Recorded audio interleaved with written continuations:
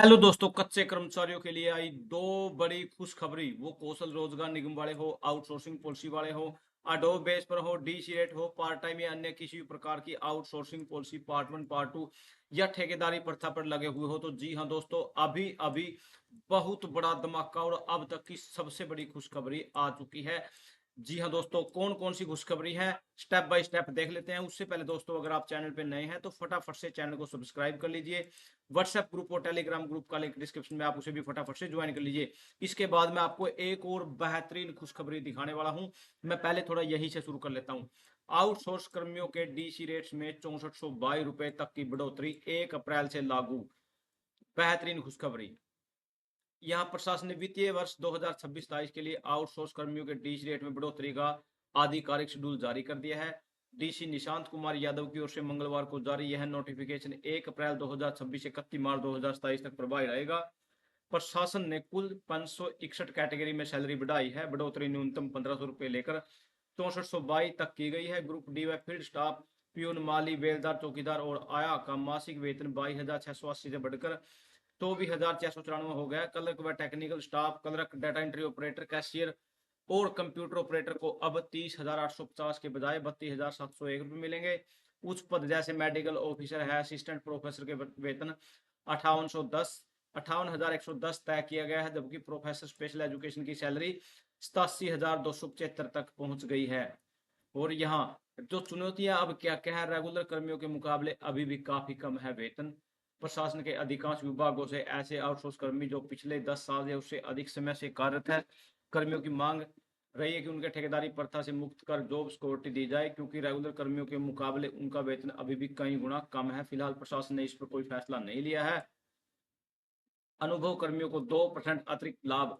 अनुभव कर्मचारियों के विशेष प्रावधान है। जिन आउटसोर्स कर्मियों ने 31 मार्च 2026 तक बिना किसी ब्रेक के 5 साल सेवा पूरी कर ली है, उनको 2% अतिरिक्त राशि दी जाएगी। इन श्रेणियों में बदलाव नहीं। 20 कैटेगरी ऐसी हैं जिनमें कोई बदलाव नहीं है, क्योंकि इनके लिए ग्रेड पे उपलब्ध नहीं है। हालांकि संबंधित विभागों से केस प्राप्त होने से प्रशासन इनके तय रेट करेगा बिल्कुल। यहाँ देख लेते हैं, सरकार व सफाई कर्मचारी को बैठक में गठजोड़ टूटा, बड़ी मांगे मानने को तैयार, आज खत्म होगी हड़ताल।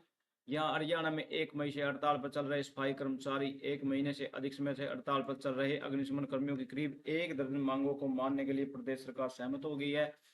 हरियाणा निवास में बुधवार को शहरी निकाय मंत्री विपुल गोयल, मुख्यमंत्री के मुख्य प्रधान सचिव राजेश कुल्लर और मुख्यमंत्री के प्रधान सचिव अरुण गुप्ता के साथ 2 चरणों में 6 घंटे चली वार्ता सिरे चढ़ने के बाद नगर पालिका अग्निशमन विभाग के कर्मियों नेताओं ने वीरवार को रोहतक प्रदेश जिला स्तरीय पदाधिकारियों की बैठक बुलाई है, जिसमें सरकार के साथ हुई बातचीत के बिंदु रखे गए हैं। उसी समय यदि सहमति बनी तो हड़ताल को वापस लेने का निर्णय लिया जा सकता है।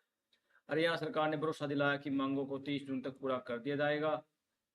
बैठक में नगर पालिका कर्मचारी संघ के राज्य प्रधान नरेश कुमार शास्त्री, महासचिव मांगेराम तथा हरियाणा अग्निशमन कर्मचारी यूनियन के राज्य प्रधान राजेंद्र सिंह व महासचिव गुलशन भारद्वाज सहित कई पदाधिकारियों ने अपने पक्ष रखा। इस दौरान ठेके पर लगे सफाई कर्मियों को न्यूनतम वेतन 15,220 रुपये करने पर सहमति बनी है, जो अभी तक 7 से 8 हजार रुपये तक दिया जा रहा है। गड़बड़ी पर ठेकेदारों का लाइसेंस रद्द कर दिया जाएगा। इन्हें राज्य कर्मचारी अधिनियम यहाँ यहाँ डायरेक्टली बोल दिया गया है। बीमा, ईएसआई और कर्मचारी भविष्य निधि का लाभ मिलेगा। कर्मचारियों को बैठक के या बैंक के माध्यम से वेतन दिया जाएगा। हाई कोर्ट में केस जीतने वाले फरीदाबाद के 111 कर्मियों के साथ ही 150 अन्य कर्मियों को पक्का करने पर सहमति बनने की सूचना आई है। सफाई कर्मचारी की हड़ताल से चौपट हुई सफाई व्यवस्था का मामला हाईकोर्ट पहुंच गया है। कांग्रेस विधायक गोयल सोतिया की जनहित याचिका को हाईकोर्ट ने स्वीकार कर लिया है, जिसमें शहरी सफाई व्यवस्था बहाल करने, जमा कूड़ा करने को तुरंत हटाने, सार्वजनिक स्वास्थ्य की सुरक्षा के लिए हस्तक्षेप की मांग है। सुनवाई वीरवार को होगी। कूड़े का उठान न होने पर कोर्ट व आयोग तक पहुंची शिकायतें। यहाँ पर फरीदाबाद हादसे में मृतक अग्निशमन विभाग के कर्मियों के आश्रितों को 50 लाख रुपए, एक सौ को नौकरी मिलेगी। पेरोल पर लगे 1250 कर्मी पक्के होंगे। आयुषी में अवैध सीटेट की शर्तें छूट मिलेगी। युक्तिकरण के तहत हजारों पद सृजित किए जाएंगे। सफाई कर्मियों की मौत पर दी जाने वाली सहायता राशि को 3 लाख से 5 लाख कर दिया जाएगा।